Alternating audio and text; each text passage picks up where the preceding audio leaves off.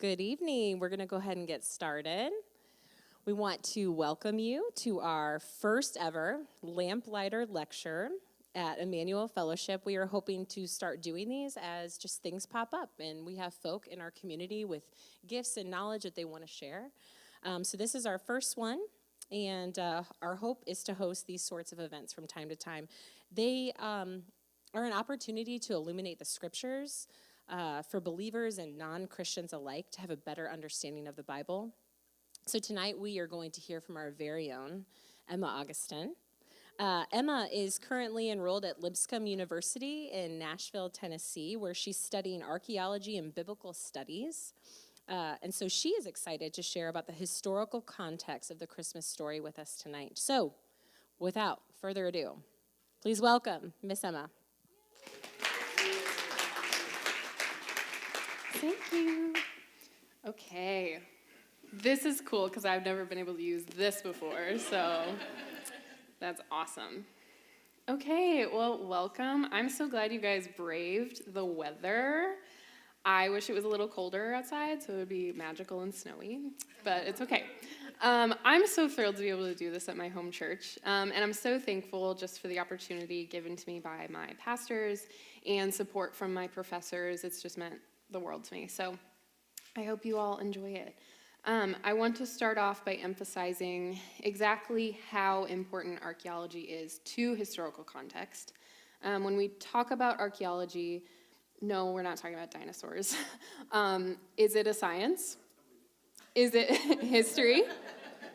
Is it anthropology? It depends on what questions you're asking. It's a method of reconstructing the past based on material culture. The nature of archaeological data is garbage, literally. When we dig, we're studying destruction, abandonment, and decomposition. We're recording what's left of the inhabitants. So you might be asking, what's the purpose of archaeology if we have historical record? Which, sure, you can study the past based on what someone has written, but you fail to realize, one, that a large portion of history is unwritten. There are thousands of years in which we have to go off of physical remains because there are no written records. And two, history is written by the victors and by the elite.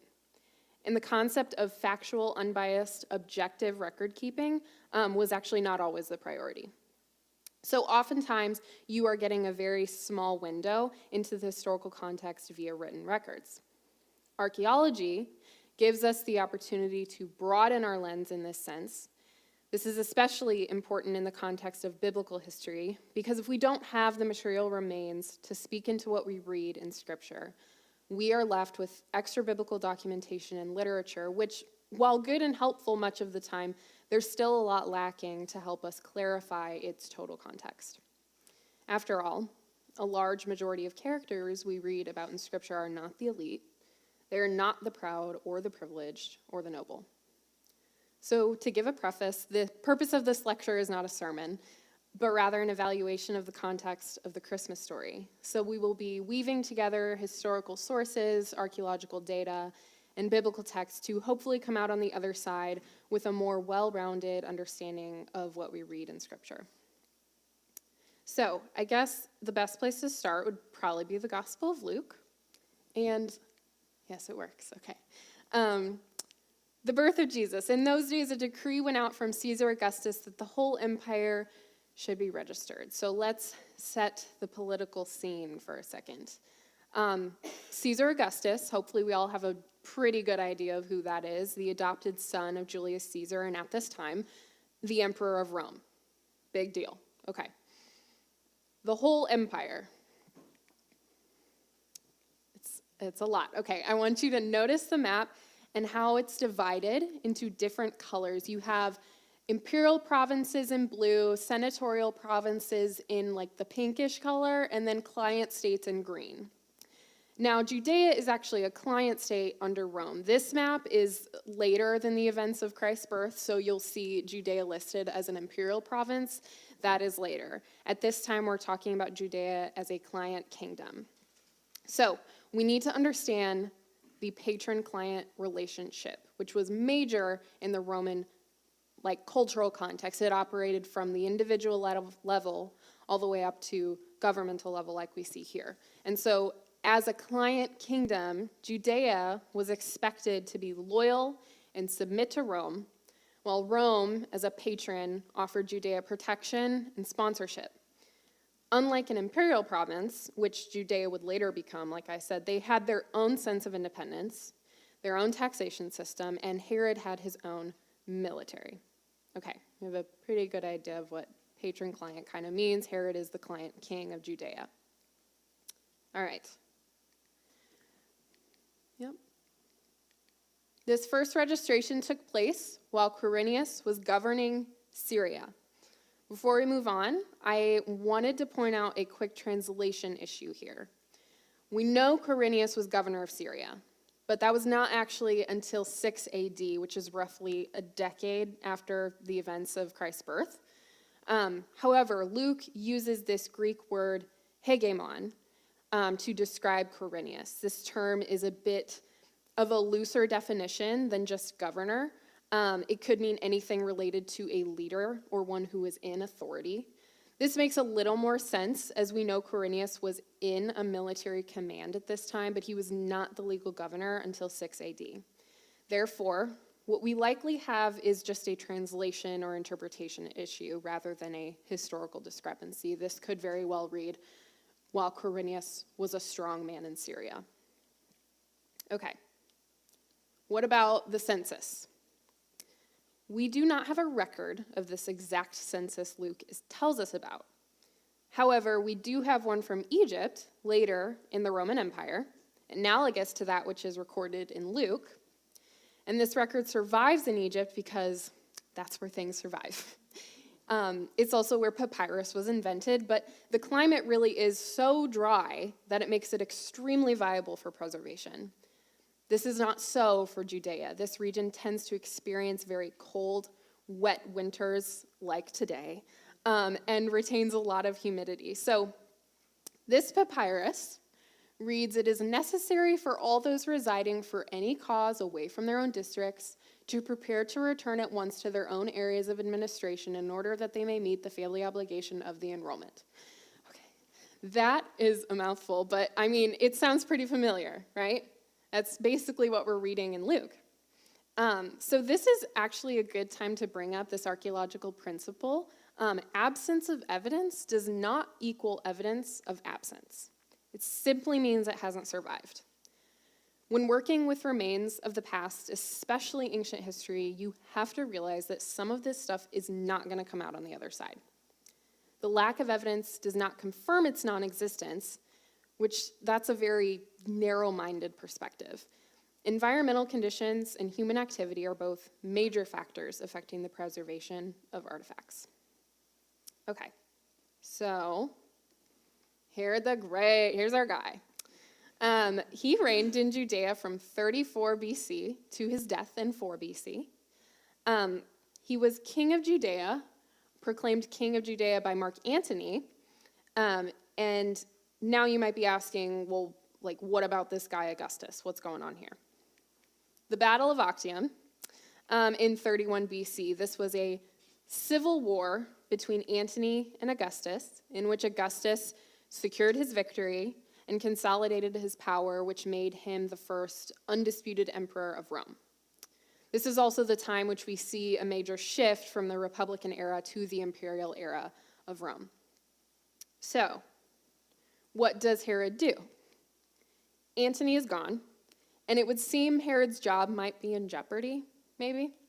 So shortly after the battle, he meets Augustus in Rhodes and essentially tells him, look, loyalty is important to me. I swear my allegiance to you. I'll keep Judea open as a route to Syria and to Egypt, and you won't have to worry about anything.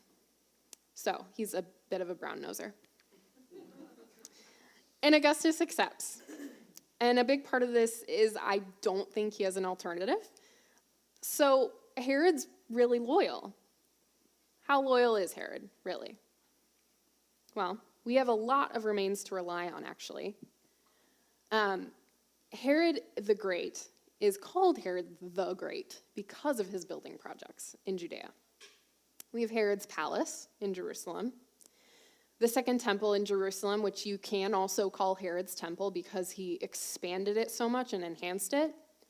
Several Roman public facilities around Judea, palaces and fortresses atop Masada, Machaerus. There are palaces in Jericho. There are 3 temples to Augustus. And the main one I want to talk about right now is this site called Caesarea Maritima. Herod renames this Caesarea. After who? I don't, So this is an extremely Roman site.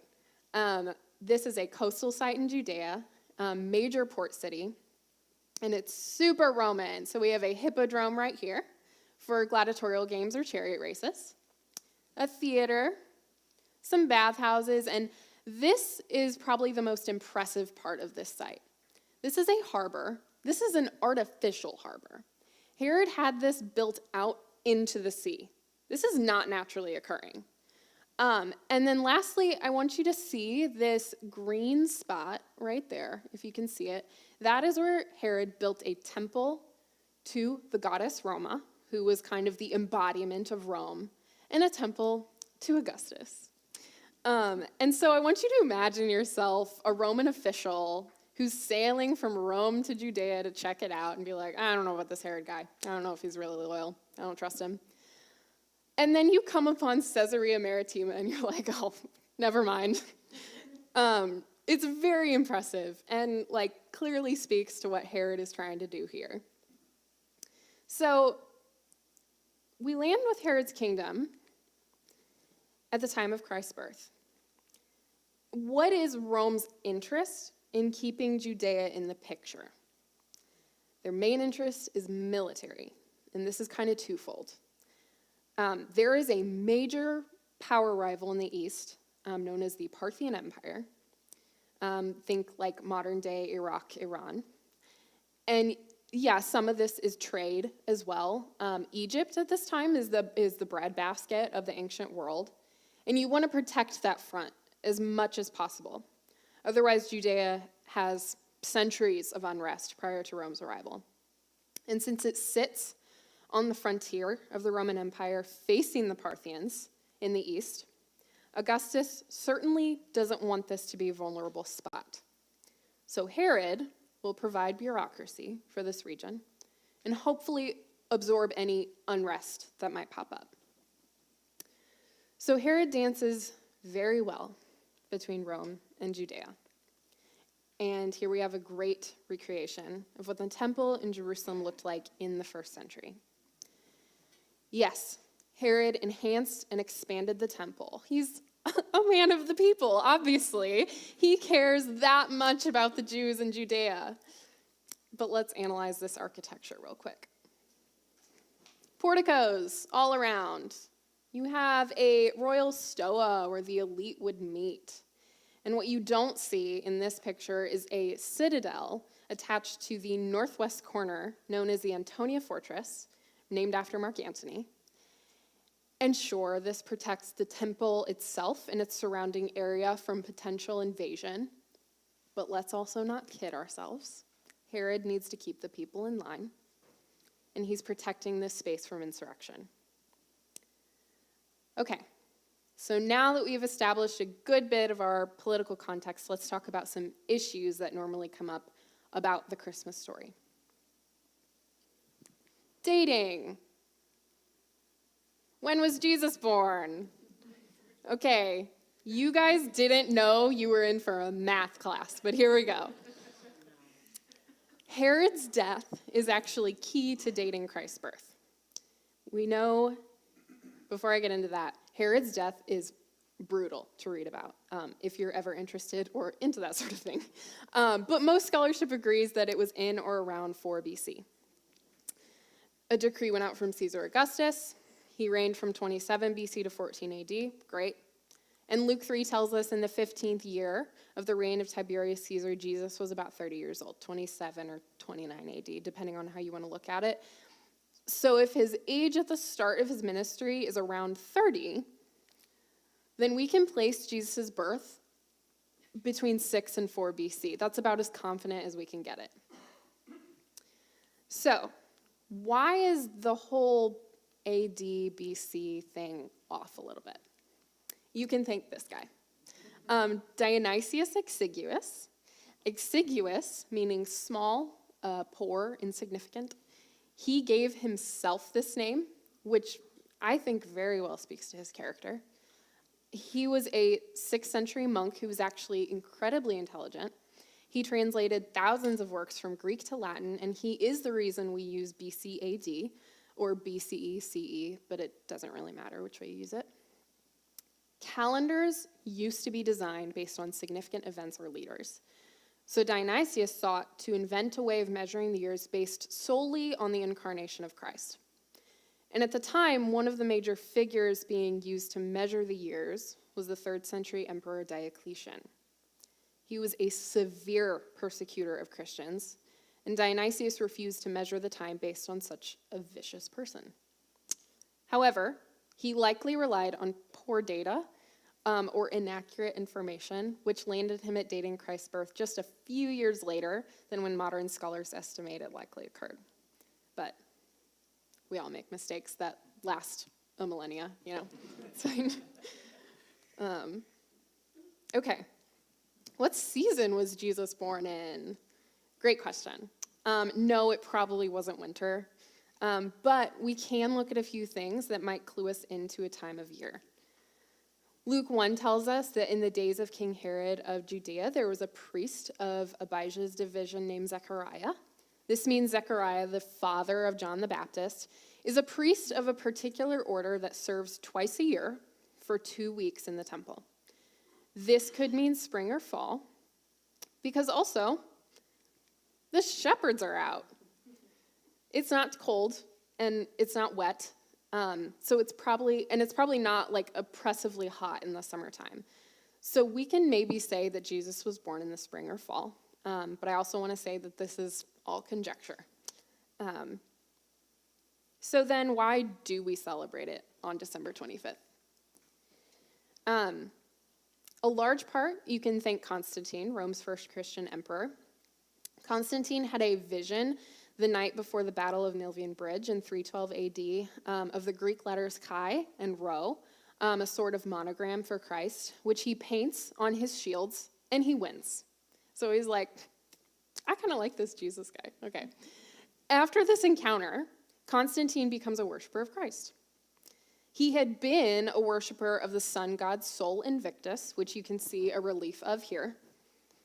He's a familiar deity to Rome, and he is celebrated on Dies Natalis Solis Invicti, the birthday of the unconquered sun, that's how it's literally translated, sun, S-U-N, on December 25th, which was the Roman calendar's winter solstice.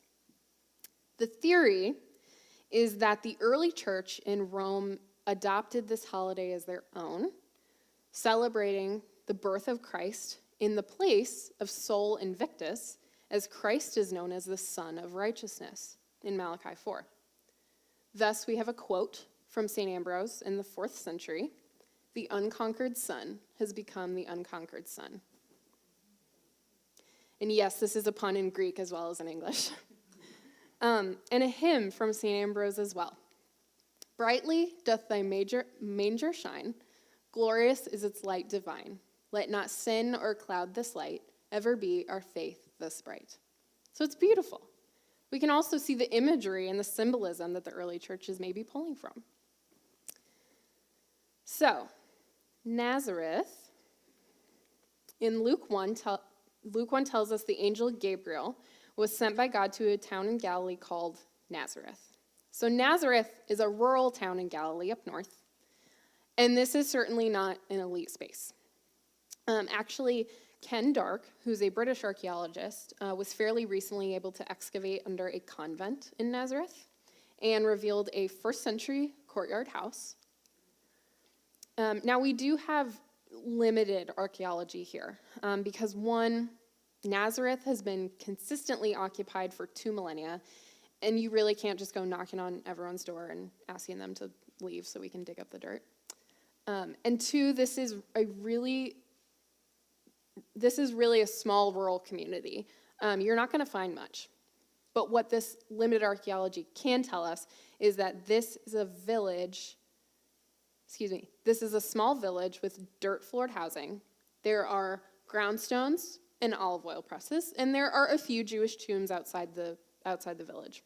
This is all very typical of a small Jewish village in the first century. And again, there's not much to go off of. Can you remember Nathanael's question to Philip, can anything good come out of Nazareth? So survey data suggests this is a strong agricultural space. It's ideal for viticulture, for growing grapes, for growing olive trees. There's alluvial soil on the slopes, which is great for growing grains, and pastures for your sheep and goats. And then consider many of Jesus' parables, a large portion of which are agricultural themed. Why? Because this is the world he grew up in, and it appeals to a lot of people at this time. Okay, so Joseph, the tecton. Yes, Joseph was a carpenter and a handyman and a general contractor, if you will. If you had a leaky roof in the winter, during the rainy season, Joseph was your guy. Or if you needed a table fixed or built, you can call Joseph or Jesus later in his life. Which, again, this makes sense with some of Jesus' parables containing business deals because they're probably very familiar with that world. Actually, Justin Martyr, who is a second century Christian philosopher, claims that he had seen a table built by Jesus, which is kind of cool. I don't know, maybe. So, Luke 2, verse 4 says, Joseph also went up from the town of Nazareth in Galilee to Judea to the city of David, which is called Bethlehem. Okay, you've got a long way to go. And here's your rental car. This is going to take a long while. There's no mention of this being a donkey in the biblical account, by the way. We just know it was a common form of transportation in the first century. Regardless, we're talking anywhere from 70 to 90 miles from Nazareth to Bethlehem. So if you see this yellowish tan line, you're going from Nazareth in the north down through Samaria to, this stops at Jerusalem. There's another 5 to 6 miles south to Bethlehem. This is known as the Central Ridge Route. Okay. The green one goes from Nazareth. It goes a little more east through Beit Shan and Jericho, and again down to Bethlehem. Realistically, Mary and Joseph likely avoided the Samaria route and took the Jordan Valley route because of such intense racial tensions between the Jews and Samaritans. So if you're traveling 20 miles per day, that's going to be like a 5-ish day journey, and you're super pregnant. So, okay, so when they get there, verse 7 says, she wrapped him tightly in cloth and laid him in a manger because there was no guest room available for them. This is not a commercial inn. This is more likely their family's house, and there are too many relatives in town, so the guest room is taken up. You guys have all had this issue during the holidays. There's too many relatives around. So, we're going back to thinking about the census. Everyone's in town for the census. Everyone came home. So, where are you going to put Mary and Joseph? This image gives us a good reconstruction of what a first century courtyard house looked like in Capernaum. However, this is in Capernaum. This is a little bit bigger village than Bethlehem, so maybe take this and cut it in half. Nevertheless, you have living quarters, obviously around here. You have courtyards, and then we have stables over here for the animals. Feeding trough, the manger. Jesus is wrapped tightly in cloth and laid in the manger. So it's empty, right? This might give us another good indication of what time of year it was, because clearly it's nice enough outside that the animals don't have to be in the stables. So Mary and Joseph in the stables, probably without the animals. And then verse 8, in the same region, shepherds were staying out in the fields and keeping watch at night over their flock. This is not in the slightest a high-end occupation. And so they're in the same region, It could mean that they're close between Bethlehem and Jerusalem. Remember, there's like a 5-mile stretch between the two. And they could be keeping the flocks for the temple. There are very large flocks of sheep, and the temple is a huge economic engine for Judea, not just for pilgrimage, but also tourism. So this very well could be the flocks raised as sacrificial lambs for the temple.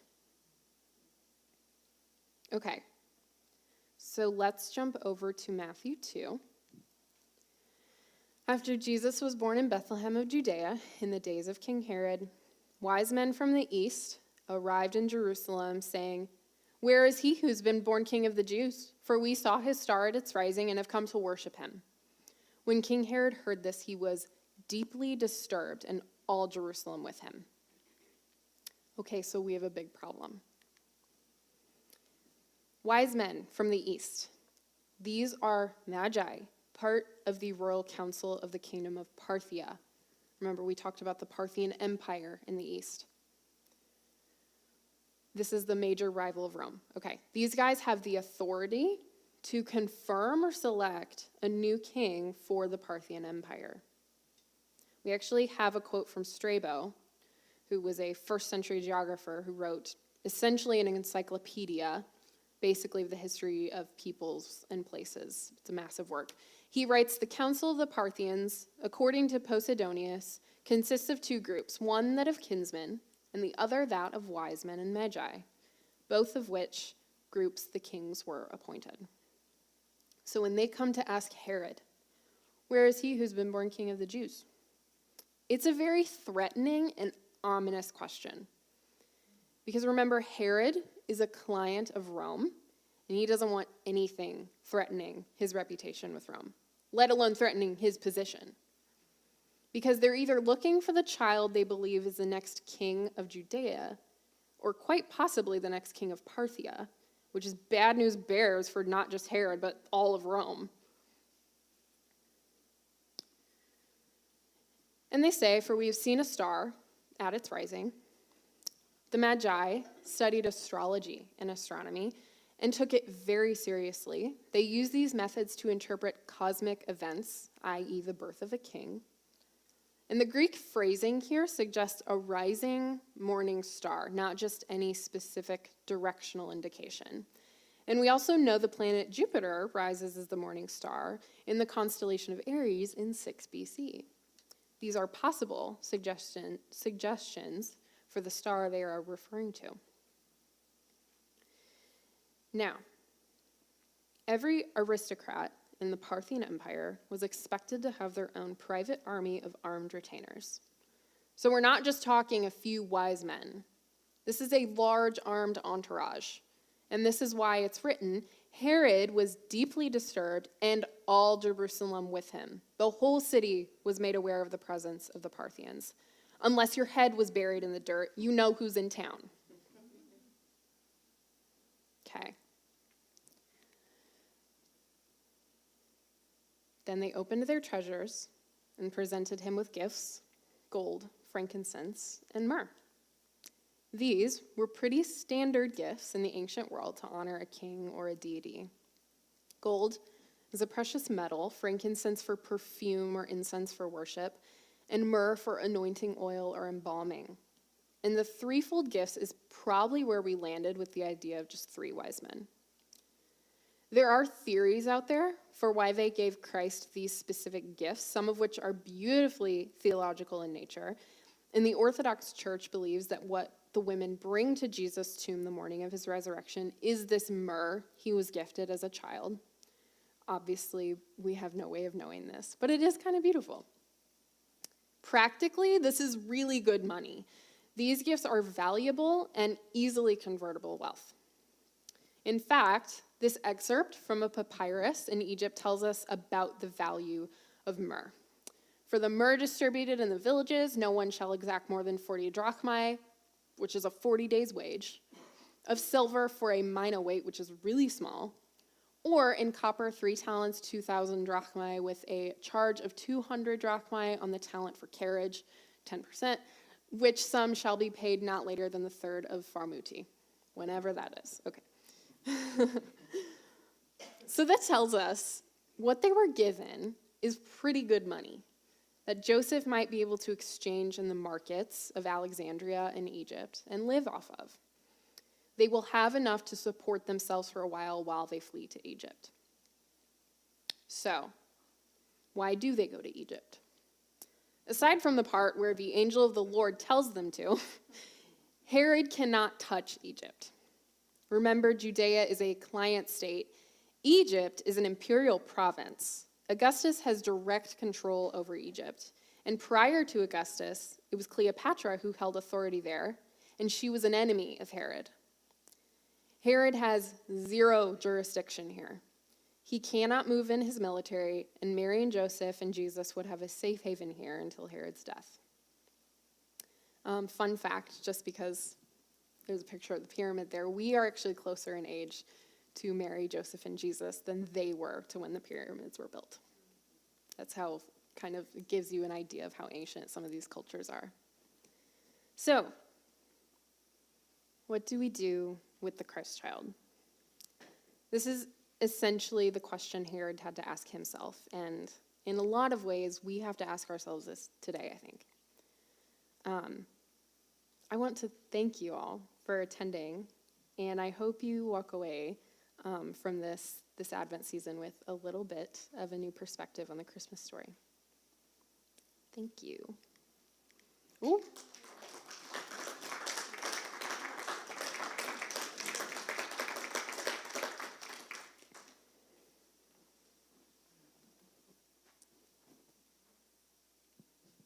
Thank you, Emma.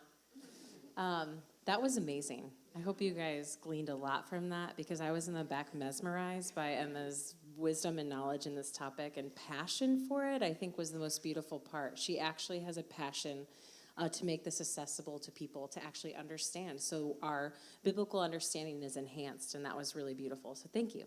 We're going to open up the floor now for some Q&A. So if anybody has anything burning is in their bosom that they want to ask, you guys can fire away. Yes. Okay, so the Magi saw the star rise. Mm-hmm. How did they know that that's what it meant, was the king was born? Okay, so really quick, just because we're live streaming, I'm going to repeat the question. Okay, the Magi saw the star rising, Yes. and How did they know that indicated Jesus' birth? how did they know that indicated Jesus' birth? I don't know the origins of like how they came to like study the astrology and astronomy to interpret cosmic events, but that's like a really good question.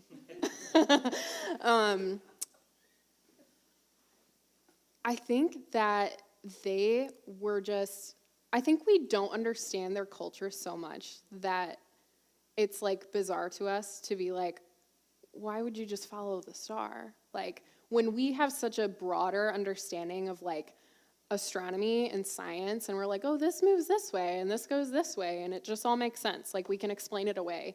Where they did not have that.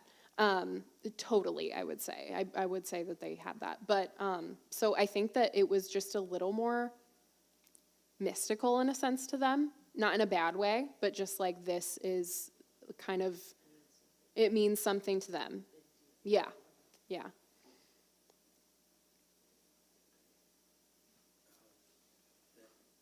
The temple that Herod built, built around Solomon's temple? No, okay. Hold on really quick. You know what? I'm going to pass the mic around. Is that okay? Can I do that? All right, awesome. Okay, the picture of the temple that's Herod built, was that built around, is that the temple of Solomon there in the middle?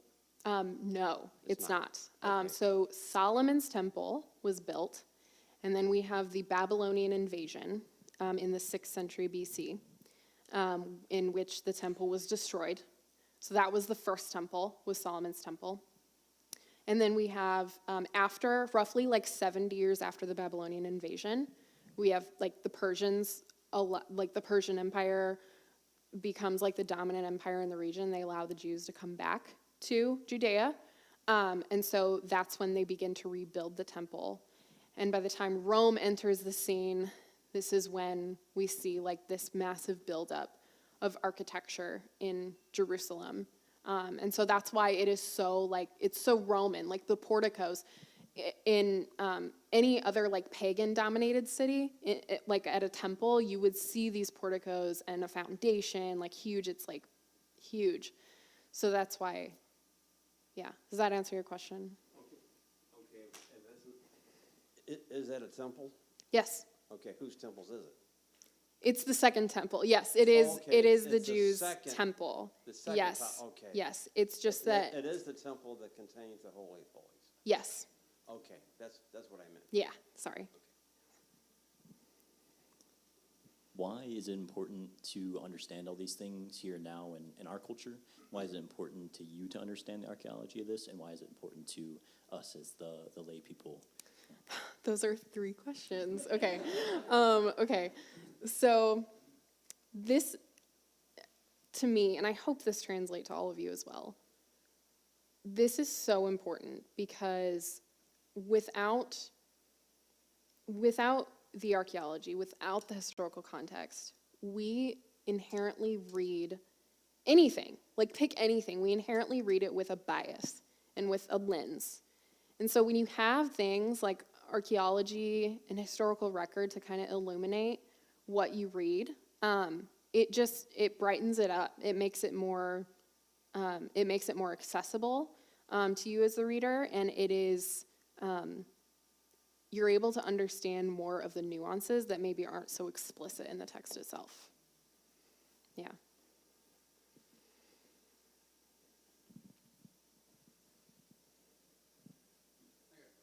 Yeah.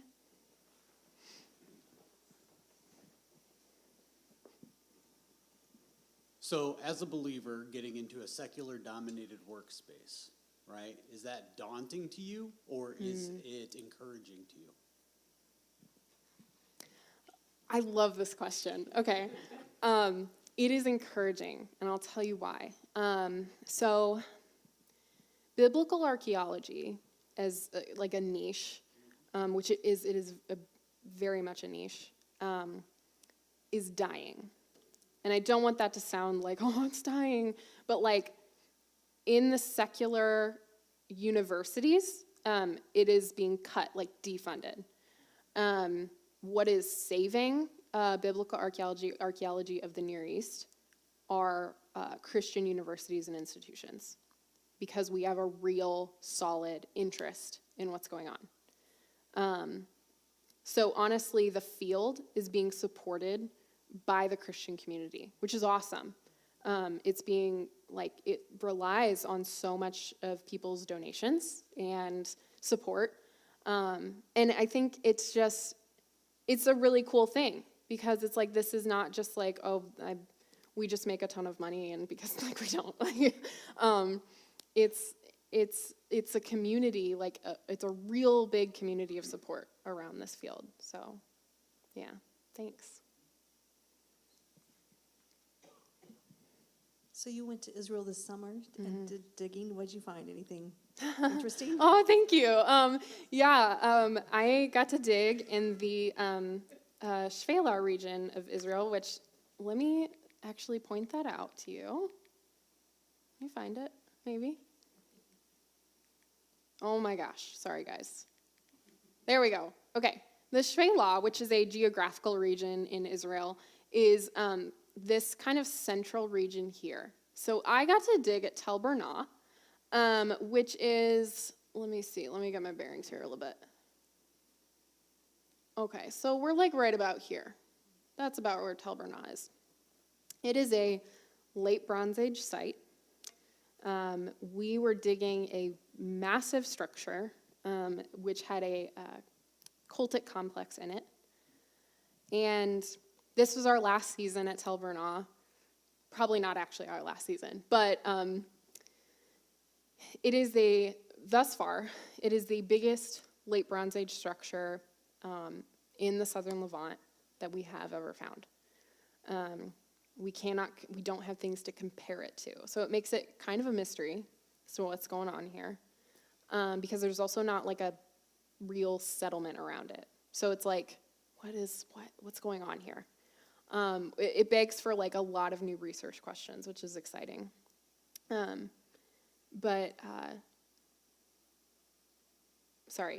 So normally with a very large late Bronze Age structure, we're talking maybe an Egyptian governor's residence, because the Egyptians had some sort of occupation in the southern Levant at that time. But it's so much bigger than that. So it's still a mystery, and if you're interested, I can send you articles about the site and testing we're doing and stuff, so yeah.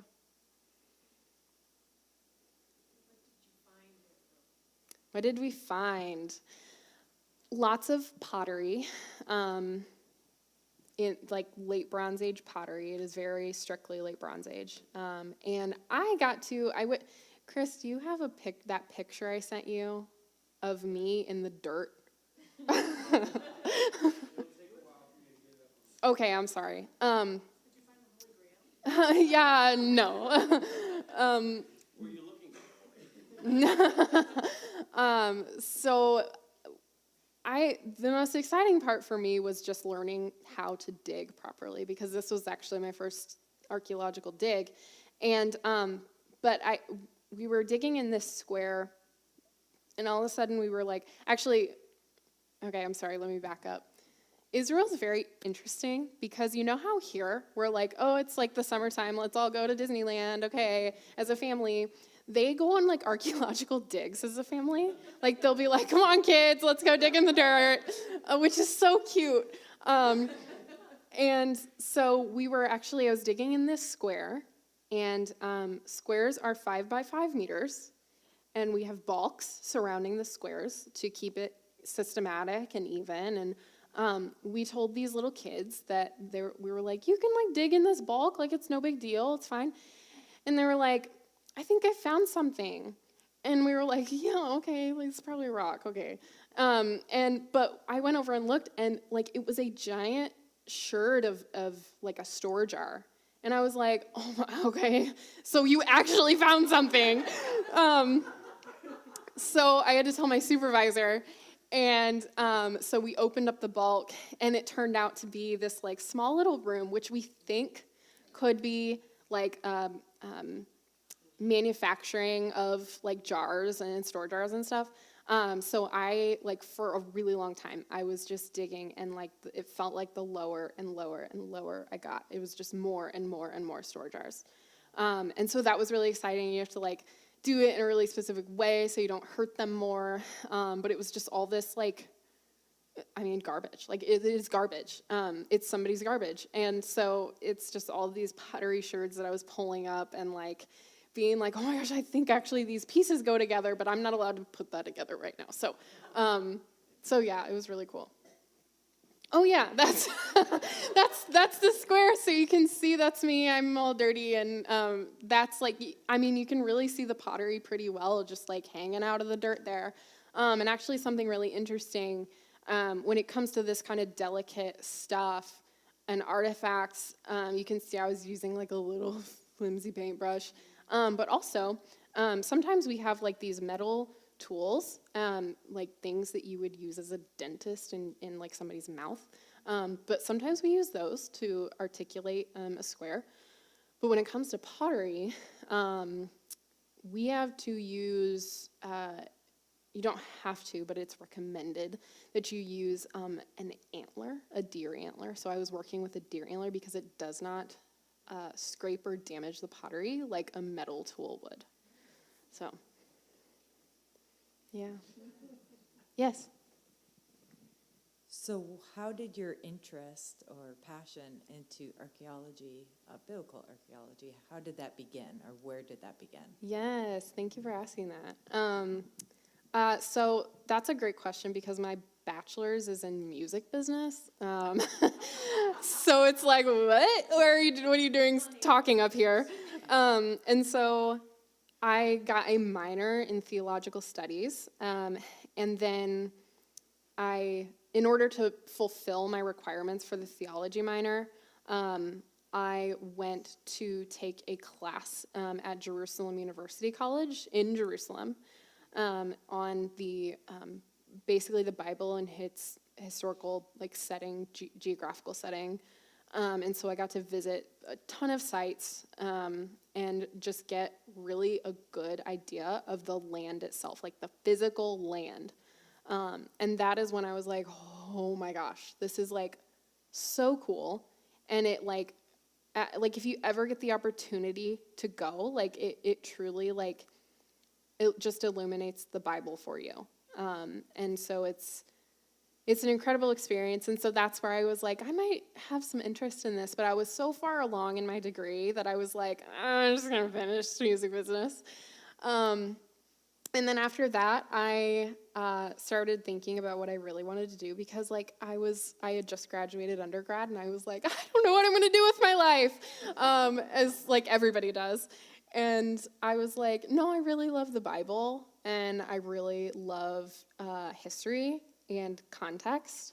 And so I just kind of started searching around for different programs, and that's kind of when I fell into Lipscomb's program at the Linear Center for Archaeology.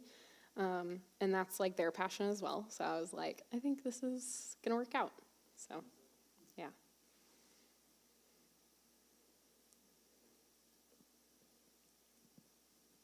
Okay, if we have no more questions, do we have any more questions? I think that's it. I have one question. Mm-hmm. When I'm reading the Christmas story to my children, there are lots of animals around the manger. And you said the animals would not be inside. Yeah. Oh, is that your question or was that a statement? Are all the animals actually outside? Are Possibly. they embellishing the story?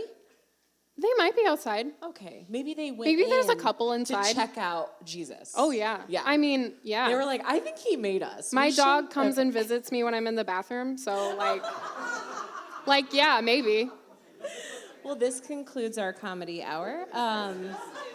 No, genuinely, we just want to say thank you again for Emma and for doing our first ever Lamplighter Lecture. So if you want to give her a round of applause. Thanks again and Merry Christmas.